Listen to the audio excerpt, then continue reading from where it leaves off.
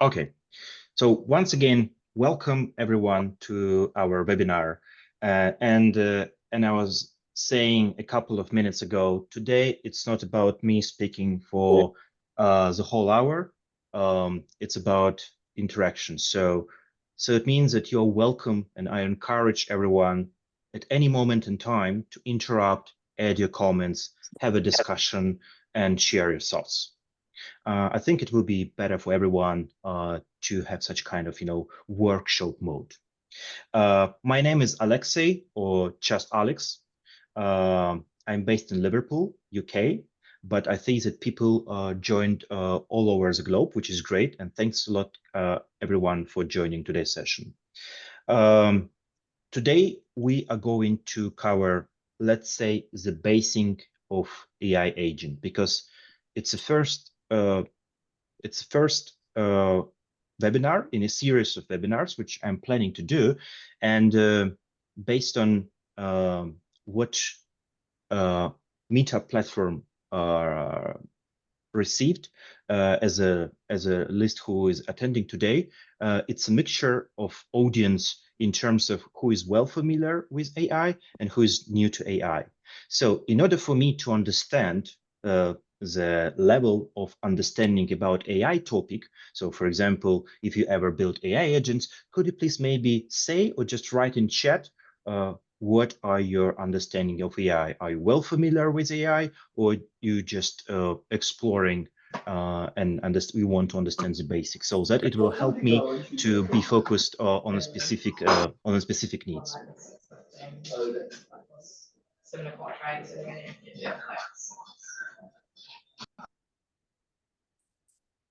Thanks a lot, Justin. Thanks, Max. So we have experience, good.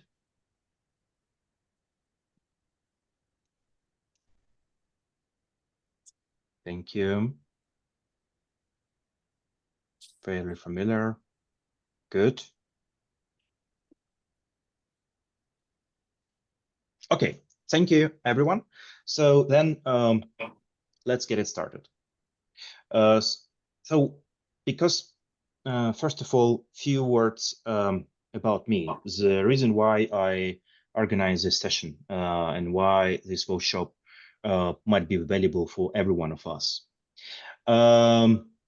So for the last 10 years, I've been working for enterprise clients, and I've been developing AI and not AI products. And usually it's always a question, is it really needed? Is AI needed?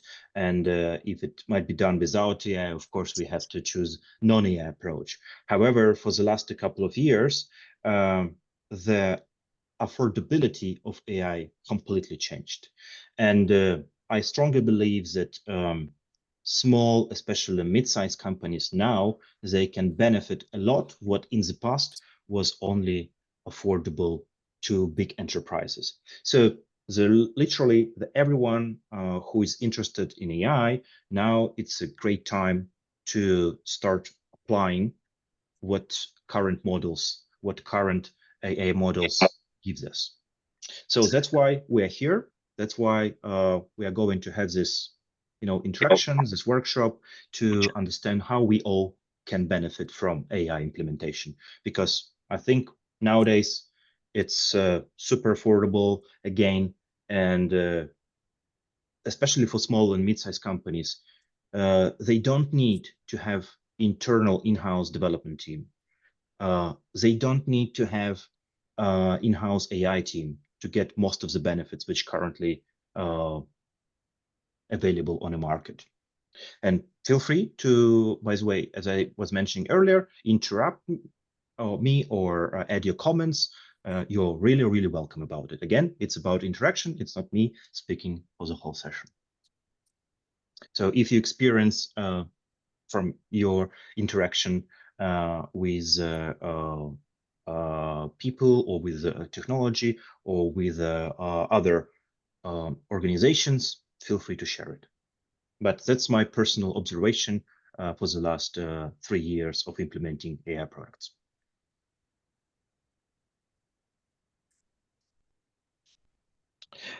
So in today's agenda, we will cover four main topics. We will start with available tools and key benefits.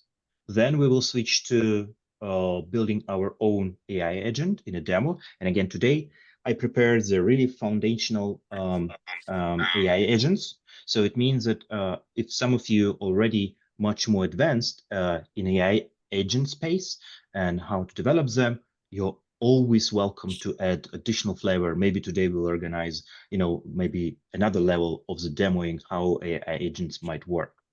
Then we are going to switch to Q&A part of our meeting, and then we will try to organize a bit of networking, wrapping up to summarize the most important parts.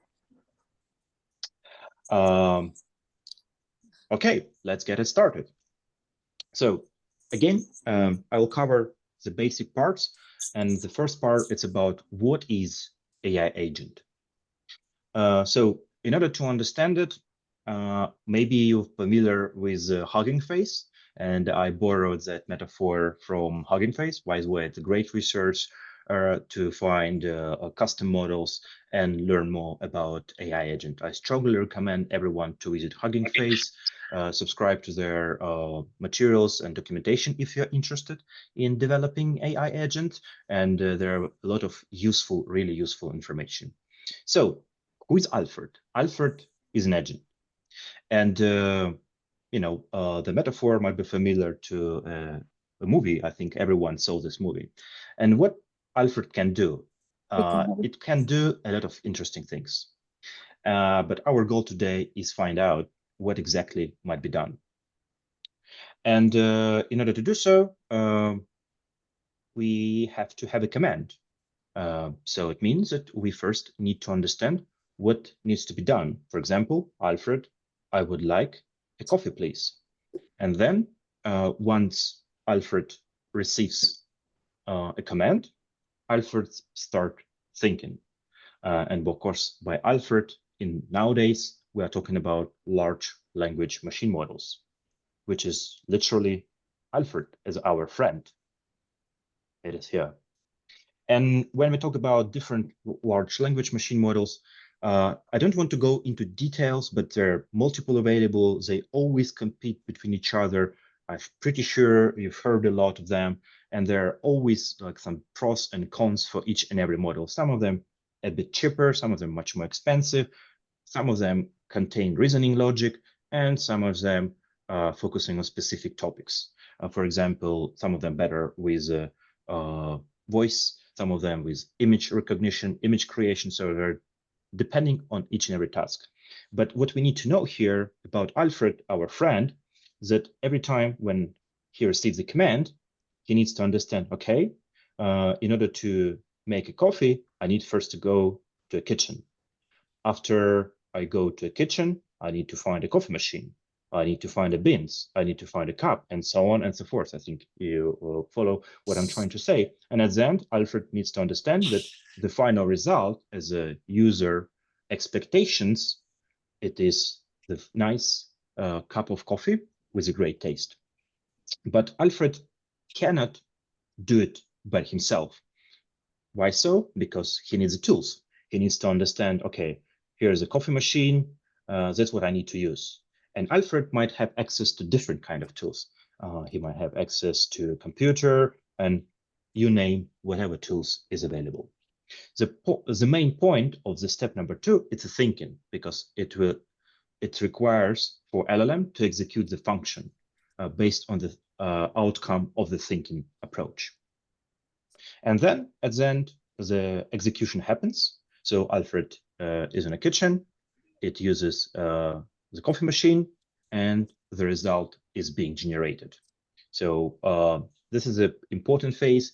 Of course, today, because today we will focus mostly on the basics of AI agents, there are different ways. Of course, in the future, I'll going to provide additional webinars to understand if this execution is successful or not, because sometimes this coffee might be cold, sometimes the coffee might be just not tasty, and there's might be many outcomes of the execution of LLM, or maybe Alfred made not coffee but tomatoes, which are here, and maybe Alfred couldn't understand at all what was user request. So this is part is really important because there are different metrics which we're going to skip today, but just please be aware that sometimes in order to understand, I will just quickly mute. I think, Sabina, I mute you, and apologies for that because there's a noise coming from your microphone. Apologies. Sorry. So there are different kind of metrics which are related to the final result, execution, evals, usually they called, to understand evaluation model. So for example, an answer might be wrong. Sometimes we have LLMs hallucination, and it's important to measure the success. But again, today I just wanted to mention this is an important part of the execution. And today we are not going to capture it, but in the future, it's really, really important to measure the quality of the outcome.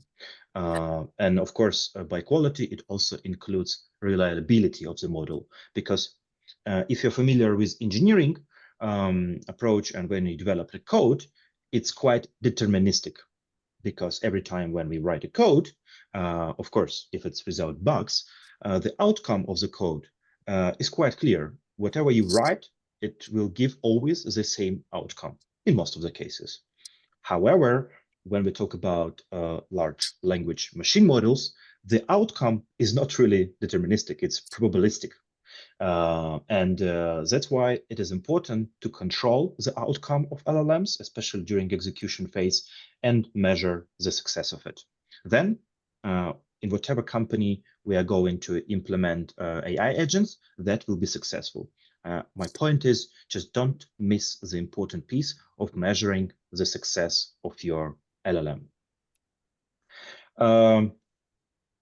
And then if we just on one slide summarize what we just discussed, the first step is to again, generate request, bring me a coffee. Then the second step is thinking with, of course, tool selection, which includes, because again, we need to understand what kind of tools is relevant for the given user request. And the third step, of course, is execution using the tools. And I would probably say the fourth step, what I mentioned on the previous slide, is to measure the outcome. Sorry, my mouse is acting weird, and I know that it's really hard to understand what I just written. Apologies for that.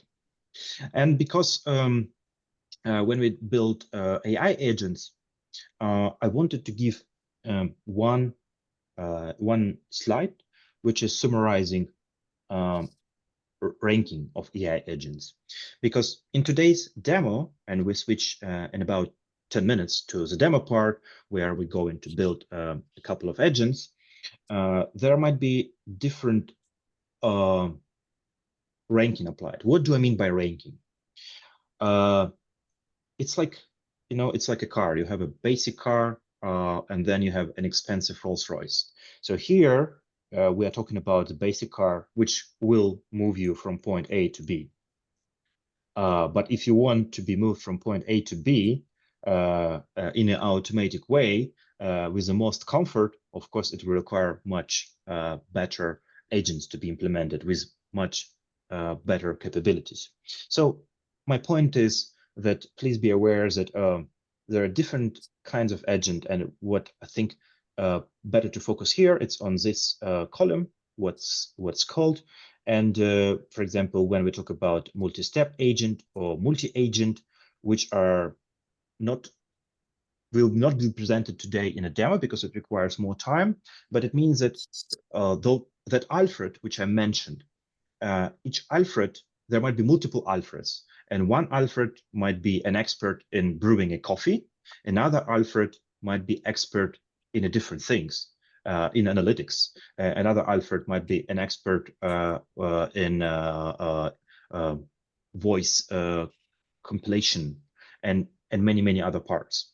So it is important for you when you imagine the solution for yourself or for your clients is to understand what kind of level and expectations from your client. So it is kind of the foundation of what exactly is the task and what kind of the agent complexity you would like to choose and offer. And for companies who are going to implement AI agents, I always suggest to start, of course, and maybe it's an obvious suggestion, but from the beginning, from the entry level from the entry level agents. So I would probably suggest to start always with level 1 here, level 2, and level 3, like tool caller, router, and simpler processor agent. Today we're going to cover these 2, or maybe if time allows us, we will cover also the 3rd here. So what's next? Before I start discussing why do we need it and giving some examples, so far, do you have, dear audience, any comments, or would you like to share your own experience? Would you like maybe to add something, or maybe even correct me? Because again, it's about interaction and not me speaking for the whole time. Again, feel free to write something in the chat if it's comfortable for you, or if you would like to unmute yourself, feel free to do it as well. Well, let's go. Thank you. Thank you for the feedback. Okay, I'll just wait 10 seconds. Okay, thank you, Justin. Good. So, why do we need it? And there's a lot of reasons, actually. But based on my experience of implementing AI agents, to be honest, number one, it's a lot of tedious tasks, which are consuming time. And those tasks might be from different fields. It might be the amount of time our sales manager spend to prepare the reply for the upcoming requests, emails or messages. It might be that classical chatbot functionality, which is, I think everyone understands. We have a support function and we can help people to perform the support function by empowering them with LLM. So we can implement human in a loop where AI agent gives a reply and then support team member confirms it or decline the response from LLM. And there's a lot of different examples. But the point is what I see with clients that it's mostly about automation or reducing repetitive tasks. Because we're not only talking about helping people to save time, but we would like to, obviously allocate their time not for something boring, but for more strategic work. And sometimes business owners benefit as well that one sales manager work with 10 clients per day, but by implementing AI agents, they can handle 20 quotes and 20 clients, just as an example. And for consistency as well across, if you've got one guy doing 10 customers or something, he might remember everything with one customer, but forget some stuff with others. But with your agent, it will be consistent across all of them, I guess. That's for sure. And moreover, in this example, that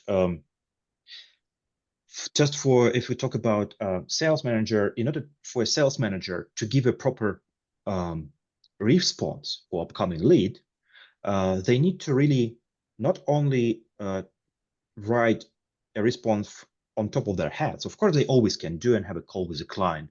But these days, there is a lot of trends of hyper-personalization.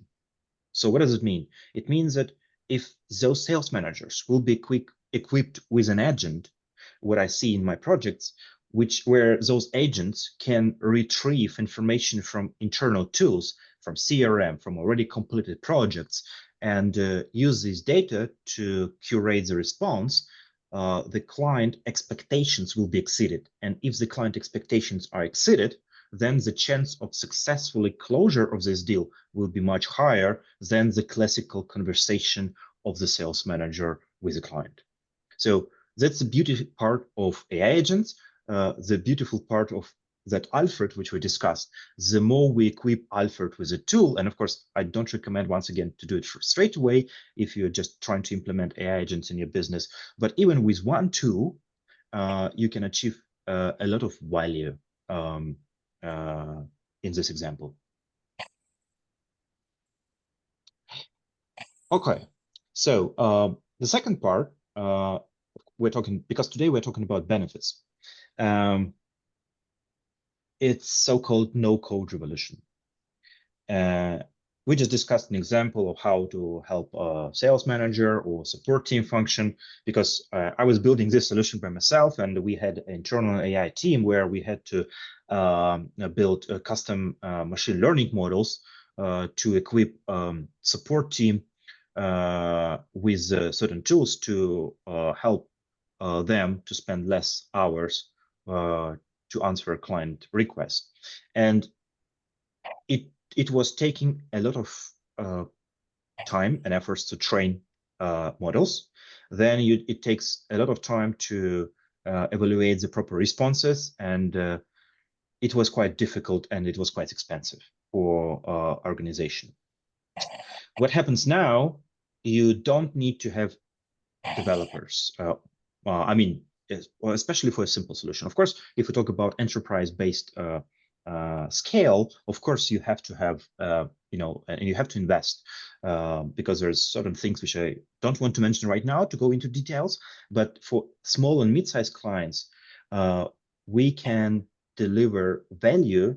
Clients can get the value out of no-code platforms, such as N8N, Zapier, Make, Airtable, great products, great solutions, which can deliver 90%, not even 80% of what was available only for enterprises for the 20% efforts. And yeah, I would probably say everybody can do it if you want to invest time and efforts in creation of AI agents by using these tools. And today we are going to build one of the agent by using N8N, so that after this webinar, I hope it will be more practical and more familiar for you to understand how that works.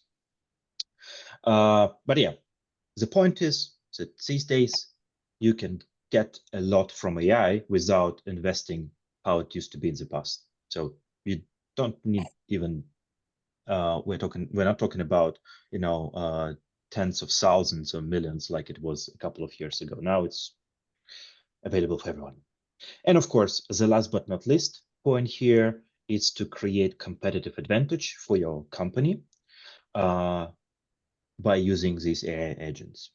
The more your services will include AI models where it makes sense, of course, to use, the more quality, the more standardization, the more efficiency you have in a company, the higher chance for your company to be much more successful. And we're talking about really important metrics here. So it might be a 3 or 5 or even 10 times growth if you make it smart. There are different ways of implementing this competitive advantage, but it's about being smart and using the most of the benefits of AI in your organization. So the ROI these days is insane because not actually, if you talk about the level of implementation of AI across small and mid-sized companies, it's quite basic. So our clients can benefit a lot of implementing even basic AI agents. Okay, so let's finish a last few slides about use cases, and then we are going to switch to the demo. But before I switch to the demo, let me come back to the previous slide and ask you a question. What do you think about these 3 statements? Does it resonate with what you experience? What do you think about these statements? Do you agree or disagree? or maybe you try to implement AI agents, or maybe you heard or experienced different. Just share your thoughts if you want, and yeah, we can have a discussion.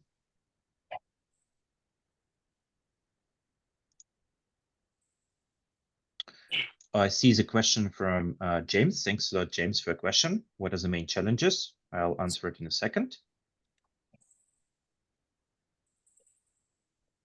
Also, the question is, what are the best tools to use to create entry-level agent? Thanks a lot.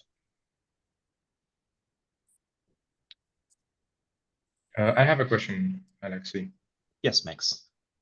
To which extent we actually don't need developers for these kind of tools? Because, of course, these tools are democratizing, let's say, the creation of workflows and AI agents and so on, but someone needs to do that, right? So you don't hire a developer, for example, but then you need to dedicate time and effort to learn those tools, or either you have to pay someone to do it, right? So one way or the other, you probably need someone if you don't want to spend time on that, right? What's your experience?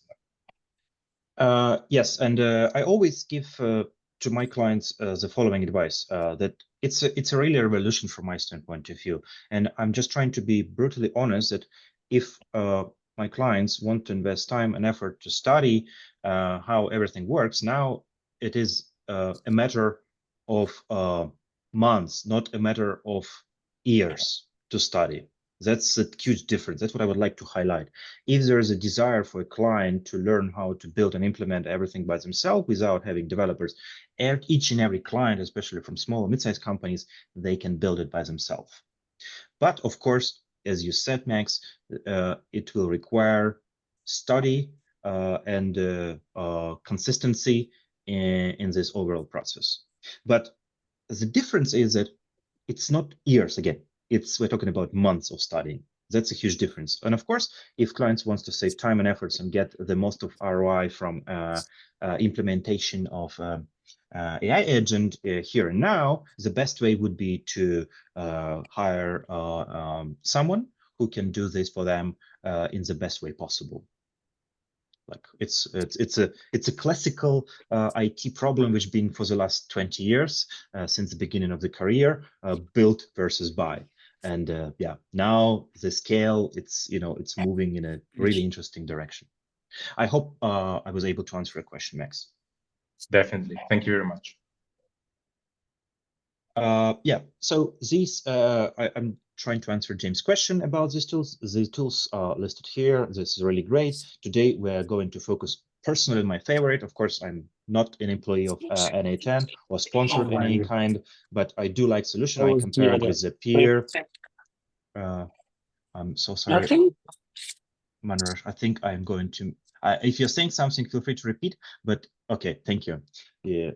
I also compared with Make and Airtable. This is a great solution. And by the way, yeah, you can use all of them. And if you were interested to study and get a hands-on experience. The main challenges with the companies, I'm just answering James' question about adopting virtual agents. In my current experience, it's actually about hallucination. That's, I would probably say, the main area for the basic agents. I'm talking about level 1 and level 2, which you've seen from the previous slides, where user asks to perform certain action. For example, ask a question, and then it goes to LLM, and it generates a response based on a system prompt, which we're going to again to experience just in a few minutes in a real demo. And then based on the model we use, it might provide the wrong answer, but it will be in a search. It will be written, of course, in a nice way, so that user might be confused. That's why I was mentioning at the beginning of the presentation that it is important to implement evals metric, and on the back end to measure the outcome and how your agents perform. But long story short, the main challenges, it's about LLM's hallucination, because unfortunately, it's not deterministic. I mean, that's of course the con of it, but the pros of it that yeah, it's probabilistic, but it's probabilistic in a nice way when you measure it and when you understand if it's hallucinating or not. Especially, I see it across multiple clients when we implement RAG models. RAG models, it means that retrieve augment, when we have a database assigned as a tool to the agent, and yeah, sometimes LLM. By using this database, it might hallucinate. This is the main challenge I see right now. I see another question. Can we be confident with leaving AI agents to directly interact with customers? The brutal and honest answer, we have to be careful. The short answer, of course, yes, we can, but it should be controlled. And it depends on what kind of environment and what is your expectations of reliability of agent's response. So if we're talking about bank or insurance company or maybe delivery company, we want probably to be super careful. We want probably to implement human in a loop scenarios where before the response is delivered to the user, we have a human in a loop who can double check information. So it depends on the use case and the level of expectations of how reliable you see your model. If you're talking about 100% reliability, then probably I would question if AI agents will be sufficient. But if it's 99.5% reliability, then it makes sense to allow AI agents to interact with customers. But again, it depends on study. It depends on how we, do a fine tuning with our model or how we implement RAG. So there's a lot of ways. I can speak for a long time about it, but just my point is that it depends on your use case. The question was about how expensive are these tools? If we talk about just tools, I'm talking about LLMs or those no-code solutions, they are super affordable. So we are talking about like as a subscription around 100 or 200 USD or 100 pounds per month, which is compared to the cost of developers and AI or a data scientist, it's nothing. But of course, I'm not taking the cost of configuring and everything. But let me put it in this way: these days, it is super affordable. So it means that if you want to develop AI agents, there will be a cost of these tools plus the cost of implementation as a service. And if you combine them both, it's affordable. So the question is again, how long does it take someone to learn no code? A good question. It depends on the level of the ranking of AI agents which are presented. So if you talk about third or fourth level of AI agents, probably half a year, honestly, brutally speaking, from the experience and configuring them. But if you talk about a basic level of AI agents, I would probably say from 1 month, and you will be able to build really good agents and use them in real environments. The question as well, where and how do you start to learn to build your AI agent solutions? Today we're going to build it. So today I'm going to present how to build these basic and foundations. And based on your question, because I don't want to take that much time because we need to move forward, I'm going to provide useful links. There are a lot of interesting courses which I will suggest people who want to learn about this topic. One of the interesting part which I already mentioned, Hugging Face, really good guys, really in a nice and simple way explain the basics plus advanced level. So I am going to share these links with you. Okay, thanks a lot for your questions. I'll quickly go through use cases so that we understand from a practical standpoint of view what is the value of AI agents, and then we exactly have from 10 to 15 minutes for the creation of the basic AI agent in N10. So we mentioned about the main advantage where companies can save time and reduce manual work. An example here from the local insurance agency that are using a simple no-code chatbot to handle a routine policy question. How many days in my contract? Like really basic questions. And the outcome out of this project was that it allowed to free up to 10 hours on average per day, and of course speed up user response. But it was quite basic, and sometimes maybe you heard the phrase. It was mostly, this agent was mostly based on a model, very simplistic one, but more deterministic, by the way, so-called chat with PDF. Not chat GPT, but chat with PDF. So you have a clear document and you kind of have a super strict rules for your large language machine model not to look anywhere but these documents. Yeah, and yeah, it reduces the level of hallucination, but it limits a lot of capabilities, of course, and functioning as well.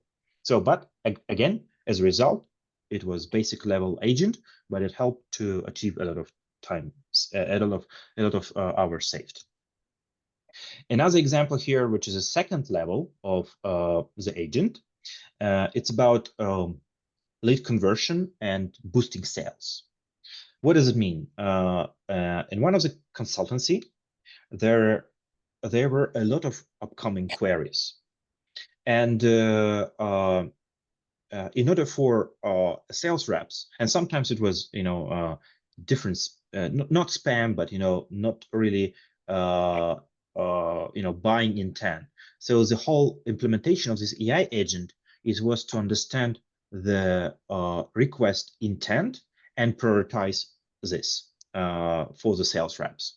And it helped really to improve lead to client conversion, because there were just a lot of leads, and by implementing the intent analysis based on a certain data, LLM could have was able to rank those requests in a really nice way. So it means that sales reps, they were focusing only on the prioritized ones. This was a really great example, but it required much more experienced implementation of the AI agent. Another example here is more execution and sales advisor, where we have an agent which can handle requests and not just mark them, what is prioritized, what is not prioritized, but also enrich this request with internal database of similar projects. It was able to retrieve, if we talk about existing client, existing available information. It was able to understand the domain of this request, understand the website of this company, scrape this website, understand what's the information, what's the company, what's the challenges, what's the competitors. So literally, this AI agent was equipped with a lot of tools, valuable tools, to prepare the response for the sales rep. And then the sales rep, again, we are talking about human in the loop implementation, because when we talk about leads, it's important not to screw up those leads.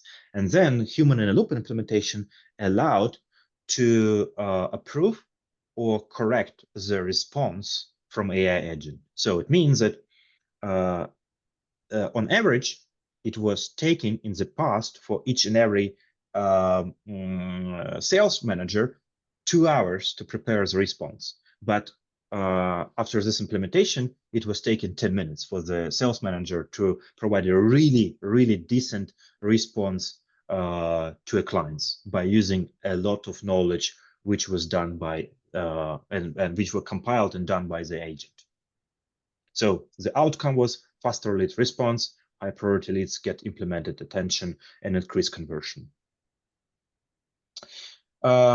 The last but not least, it's about internal tool, by the way. It's about HR training and how people were benefiting of immediate response for the new hires.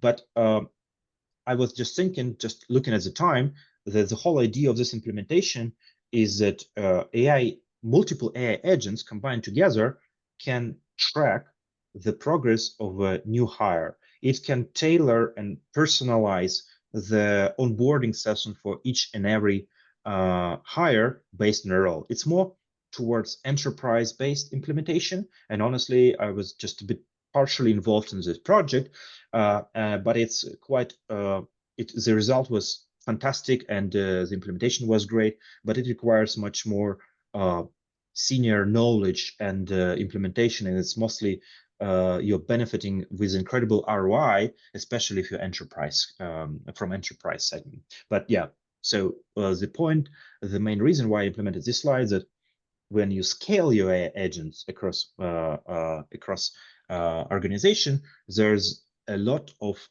possibilities to achieve great success. So let's switch to the demo. We exactly have 10 or 15 minutes, and I think it's time to stop showing slides and do some real demo. By the way, while I will be switching to the demo, if you have any questions or comments, it's the right time to write them in a chat or just unmute yourself and ask them by voice.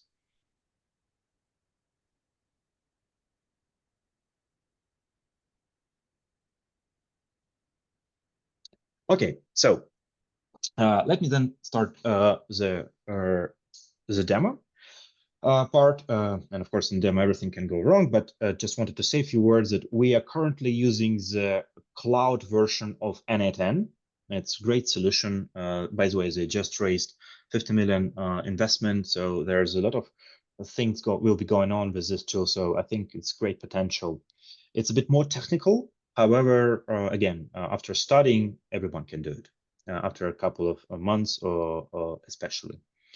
So the reason why I mentioned the cloud version, because cloud version is different from on-prem implementation. But again, it depends on your needs. If you want to have your local version on your local server, or maybe you would like to host it on Azure or AWS, this option is also available. But today we're going to speak about basics. We are not going to talk about implementation of on-prem scenarios.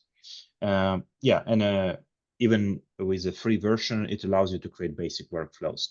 When a paid version, there are more capabilities. So the whole thing about this tool is organized between two things, and it will be quite simple things. You have data input and data output. You will see it in a second. And there's a lot of ways of how to get input data. So just let's click here and let's explore this one. You can have a data input on a form submission. For example, you have a web form from your website and people add data there, and you want to use this data then to process them based on a specific workflow. Or you have a chat. You might have existing chat which runs in your company, or you might have it from scratch. And today we're going to see how it's done from scratch. Or you might have a webhook. Webhook, I'm not just super clear or if it's this terminology familiar, but let me explain it. It's just a way of how to trigger this data analysis step in a simple words. So it means that if someone did something in your environment, like some user click, and if this webhook is triggered, we can get this data and again build the second steps, like the whole workflow actually based on this action. We might also have existing tools, and it's the beautiful part of this that you might have existing CRM solution. You might have, I don't know, as you can see, the list of out-of-the-box integration, like a new Google form, or a new line in Excel file, or maybe the new file itself. There's literally unlimited ways of how to trigger data ingestion. The point here is quite simple. If you have inputs, again, from your clients or from users or maybe from different systems, the first step is to connect literally how this NA10 cloud version will get this data. And I'll just use this again, just a simple way of the chat, because it's just is easiest way how to do it. So it's inbuilt NA10 chat, which just allows to demo the functionality here. Of course, the first step you need to do is to click and make this chat publicly available. There are two versions of implementation of this chat.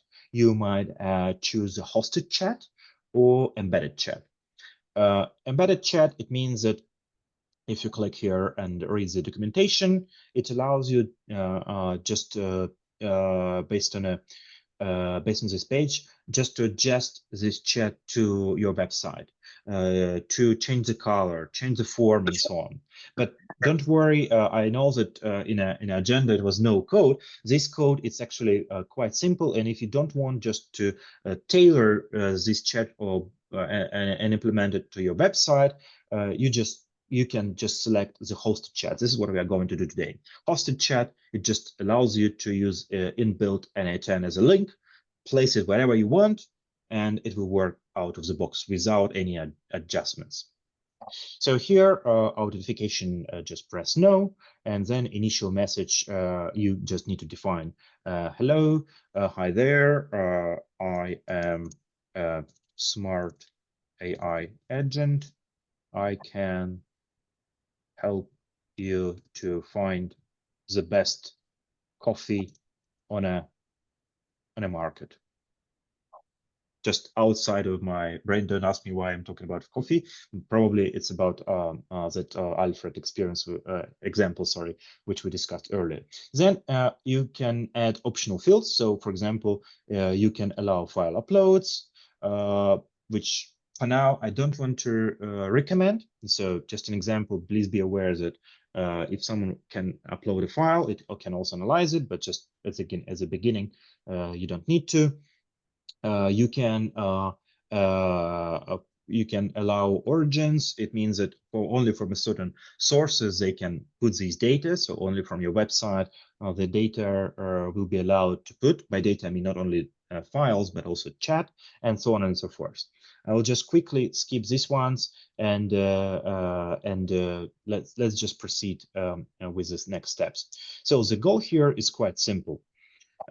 Once you have define the data input, in this case, we're talking about the simplistic chat functionality, you can do the next steps.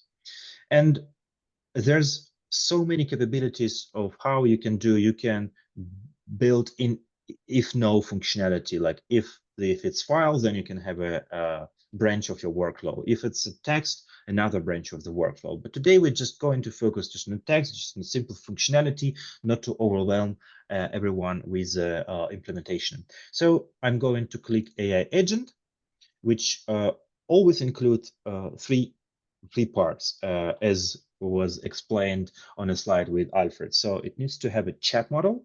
So it means that we have to give access to the large language model.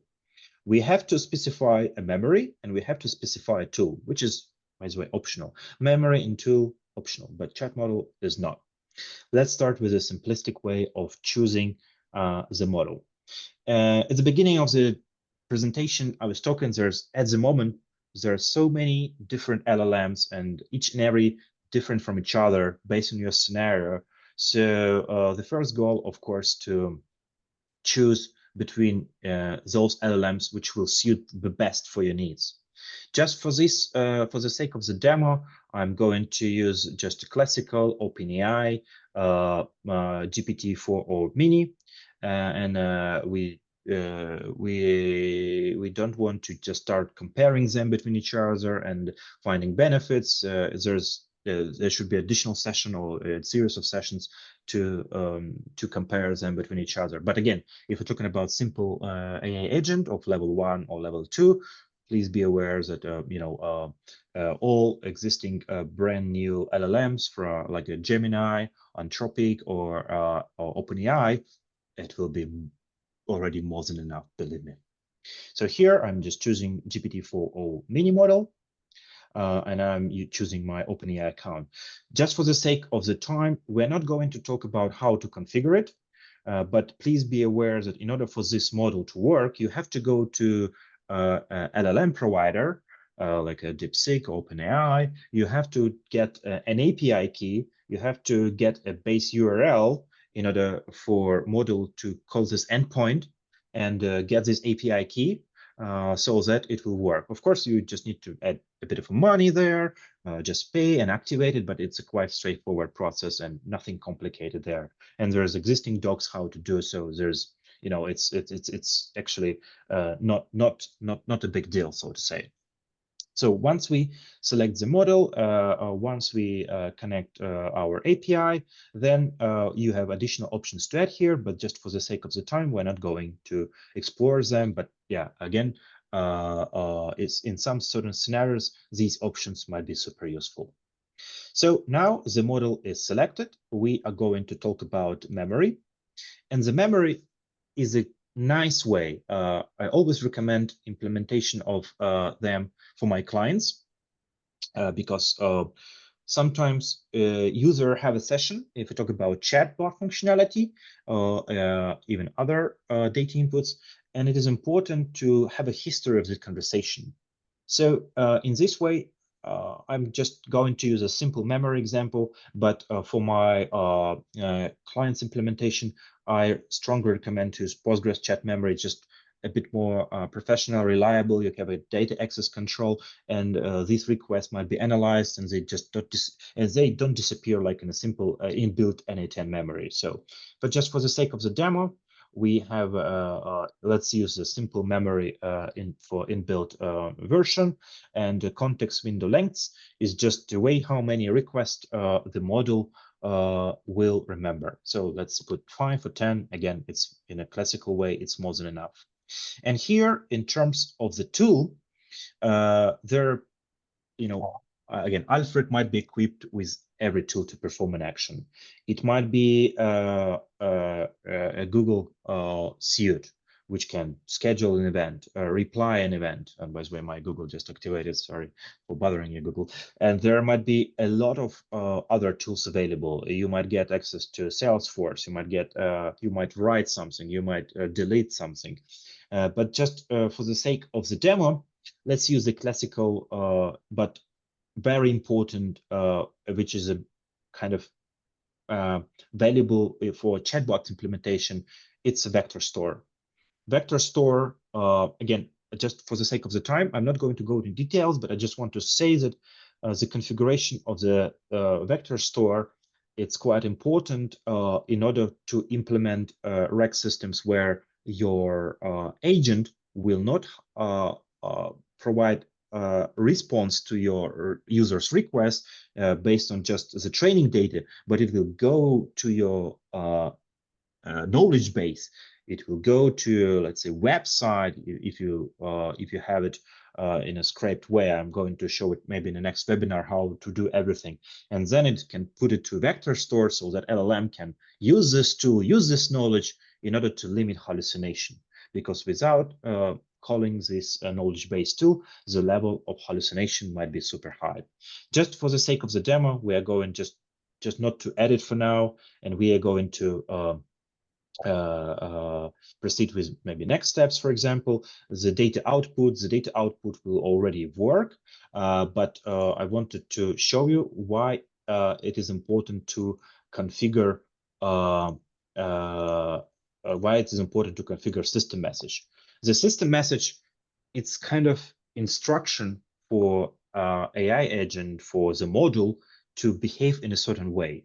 So for example, if I put this as your helpful AI assistant, it will facilitate all the user requests, but we don't want to do so. We want to prepare the nice system message, which will limit hallucination of LLMs as well. So we're not talking about limiting hallucination based on an implementation of the knowledge base, but also it is important to put here the nice system message, which always contains the purpose. It should contain limitations, style of the conversation, and so on and so forth. And it means that you have to define everything here. You have to define purpose, type conversation, and many other things which are needed for your specific business reason. You can limit in what languages this agent responds and so forth. So here I'll just say the purpose only to help clients to select the best coffee. Limitations, you know only English. And style of conversation, casual, your only mission to help users to find the best coffee. Then I click, and now let's save, let's activate this workflow, and let's test if everything works fine or not. So hello, I'm just writing the question, and we see that the model just worked. And here we see the data input, we see the flow. So now the request was about input as a hello is written. Then it as a JSON, it retrieves the system message which we just written, and then it generates a response. So and we can see here, hey there, this is an output of the LLM model. Hi there, how it's going? Looking for some coffee recommendations. Tell me the best coffee for to feel great in the morning. And apologies if I'm making typos. So here you have a response to kickstart the morning, blah blah blah blah blah blah, blended coffee. Okay, then I can write, okay, what can you do? Let's answer this general question. And then I'm here to help you to find the best coffee, where you want recommendations of beans, brewing methods, blah, blah, blah, blah, blah, blah. So the point was of demoing it that in order to fit your expectations of the model, you have to always write a system message. And again, I know that it's quite a simple implementation, but it gives kind of the foundation of what is AI agent. So it's a combination of the model, memory, tools, and now you can do another part. Now you can, for example, send the response of the model not only to the chat, but you can also send it, for example, to a Telegram node. You can, okay, you can send the message, send a text message. Then you just need to configure your Telegram account, blah blah blah, and every time if the user sends a request, it can also notify you in a Telegram. In a Telegram you can provide certain instructions. So it gives you literally unlimited capabilities to solve your clients' problems. And sometimes it's not only about saving times, it's about increasing sales and so on and so forth. There's literally every problem for small or mid-sized companies, or every goal might be achieved by implementing these AI agents, depending on a specific need, specific task. And apologies for taking more time than expected. And thanks a lot for asking questions. Feel free, I'll just pause the demo, and because we're a bit run out of time, but feel free to ask your questions. Feel free to provide comments and maybe share your experience, maybe share your needs. I would be really happy to answer them.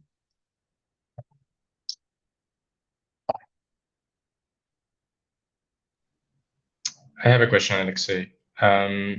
Let's say there is an accountant and they have like this small office, and we want to implement this. We want to offer them this as a solution, right, to automate different workflows. How do I connect let's say they only have a local laptop, right?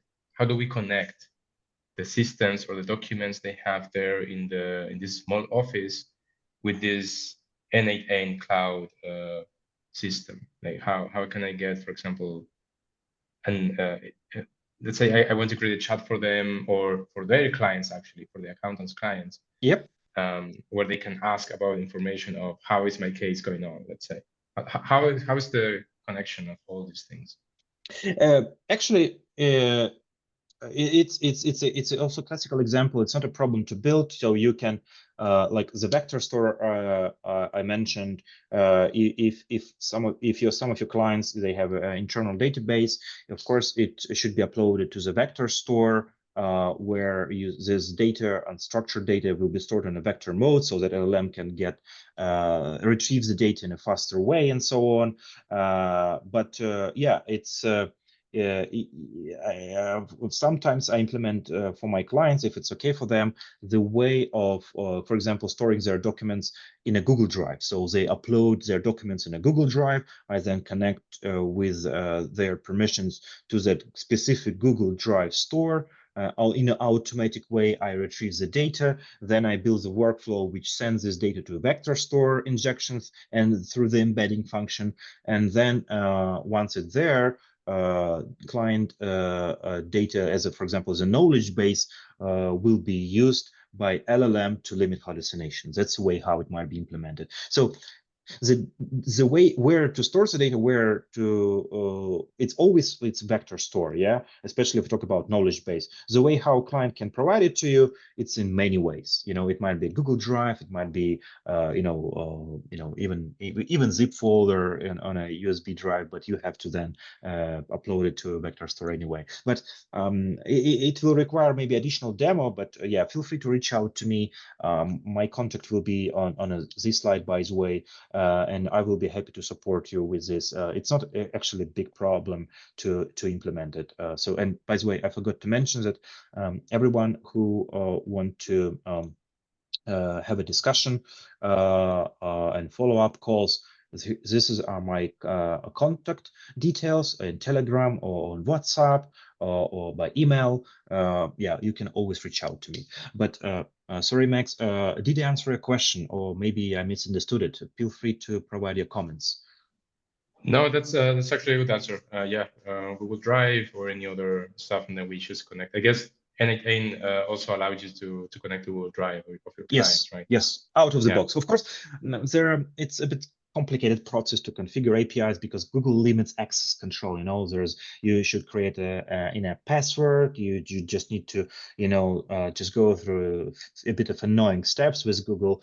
I understand why, but you need to do it once. You don't need to do it every time. So you just do it once and then it's done. Sorry, one follow-up question for this. Like, let's assume you want to build the same system for, let's say, now 10 accountants. Yep. You create only one workflow, and then somehow you put everything in once, or how does the tool allow you to have different, let's say, clients in this case? Yeah, it's a beautiful part of the tool that you can copy your existing workflow and distribute it to many clients. It saves you time. Of course, you need to configure everything, and ideally, so what I do if I have a similar solution between my clients, I usually start from scratch, honestly, because I'm just trying to every time when I do a new project, I'm just trying to make it better than the previous one. Of course, I use the knowledge of the previous, and sometimes I can copy nodes which already configured, but it's my just personal observations that it helps me to do it. But yeah, you can copy it, and it's literally copy paste. You just click copy node or the whole workflow, then you just need to reconfigure it. But yeah, just personal recommendation on my side that it's just easier, not easier, but it's just much more beneficial to start node per node, just to play and try to enhance for the next client the solution. Okay, so you cannot convert this workflow in some sort of software as a service for all your clients. Let's say you have to create one workflow. You can convert it to software as a service, by the way, but the level of the agent will be a bit higher. So it means that you just need to build a front end, but which is actually easier, with the tools like Cursor or Lovable. You can also build the front end. You can make it per client. It's not also a problem at all. It's a bit. So in today's demo, I was showing really basics foundation, but if you want to build the front end, if you want to build it like a more SaaS software, an A10 might be as a backend if you look in this perspective, but the front end still will be required, like with authentication and everything, but it will just, it's a different level of complexity. I would probably, if you just at the beginning, I recommend, my personal recommendation will be for you to just begin with copying workflows, but if your client demand front end, of course, you have to build it, but it's a bit more advanced because you need to store it, there's security layer and so on. Awesome. Thank you very much for all the answers. I also have a question when we will have the next session and how can I join it? The next session will be published on Meetup. Thanks a lot for subscribing. And in the next session, we are going to cover a bit more advanced level of AI agents. And by the way, thanks a lot for everyone for your questions, for your comments. It was really great to see them. But of course, before we close the call, I'm happy to answer if you have any additional questions or comments. Was it useful? Please provide the feedback for the next session. Maybe you have expectations for the next session. It will really, really help me to understand what are your expectations, what are your needs. It will help me to prepare better. And again, my contact here, if you're interested in how to build agents, you can contact me. If you're curious how to implement it in your specific needs, also feel free to contact me. Yeah. Is there any WhatsApp group in general for these kind of topics in UK or at the beginning, there is no such kind of group yet, because it's just a matter of willingness. If you want next, I would be happy to organize this group in Telegram, on WhatsApp, and of course invite. But if you're interested in a WhatsApp group, just put a plus in a chat, and I would be more than happy to organize this chat. I don't want to invite people just out of nowhere. If you're interested, I will invite you to the chat. That would be great. Thank you. Thank you, Max, for your active participation. Thanks a lot for everyone for your questions. Just the last 3 or 2 minutes. Feel free to ask any kind of questions or provide your comments. I would be more than happy to answer. Hello. Hello, Samuel. Yeah, hello. It was a really useful session. That's why I'm really grateful for your session. I was just wondering, because I'm currently doing my university research in the same topic, in the AI adaptation in this SME sector. So I'm just wondering, like, I'm just currently taking a few interviews with the industry experts like you. I just wondering if I can get an interview from you for my final research, if that's possible with you, if you got enough time to do that. Of course. Just feel free to contact me based on a comment you see on the screen on WhatsApp or Telegram, and I will be more than happy. All right, then I will contact you there. Thank you very much. And thanks for the session, though. Yeah, we all were students, and I understand it. Yeah. Thank you very much. Okay, then again, thanks a lot for your questions. Thanks a lot for participation. Hope to see you soon in our next session. And based on the responses from the chat, I think it's time to organize our tiny community of AI agent implementations. And please expect the invitation from my side from that number you see on the screen. And thanks a lot, everyone, once again for your participation. It was really, really great to have you here today. Thank you. Thank you. Bye. Thank you. Thank you very much. Thank you.